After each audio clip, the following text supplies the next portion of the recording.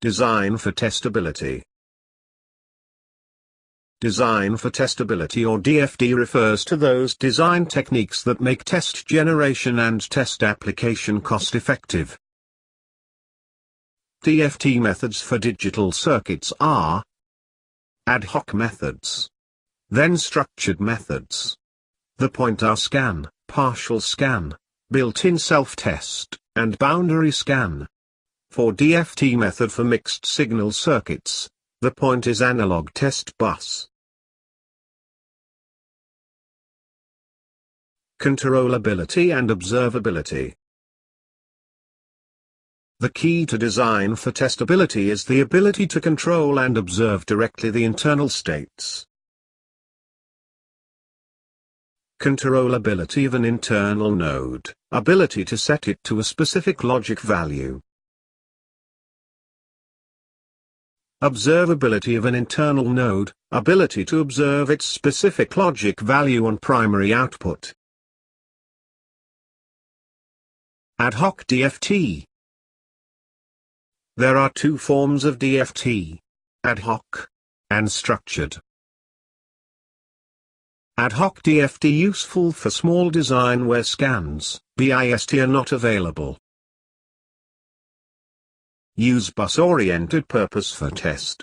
Each register made loadable from the bus and capable to drive onto the bus. Internal logic values that exists on data bus are enabled for testing purpose. Ad hoc DFT relies on good design practices. It avoids asynchronous logic feedbacks. Feedback can result in oscillation. Test pattern generator are designed to work on acyclic combinational logic. Make flip-flops initializable, in the other word. It provide clear and reset pin control. Ad hoc DFT avoid gates with a large fan-in. Large fan-in makes the inputs difficult to observe and the output difficult to control. Provide test control for difficult to control signals. For example, signals produced by a long counter require many clock cycles to control. This increases the length of the test sequence.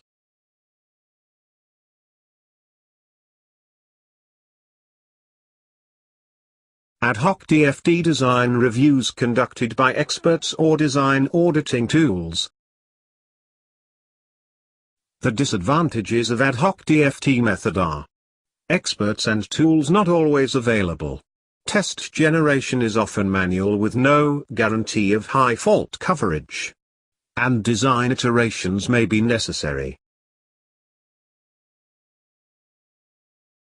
Structured DFT. Structured DFT involves adding extra logic and signals dedicated for test according to some procedure. The most commonly used structured methods are scan and BIST.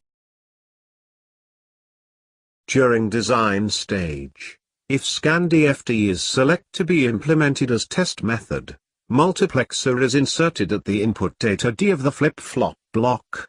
This design called multiplexer D scan cells. For scan DFT, the circuit has two modes, normal and scan mode.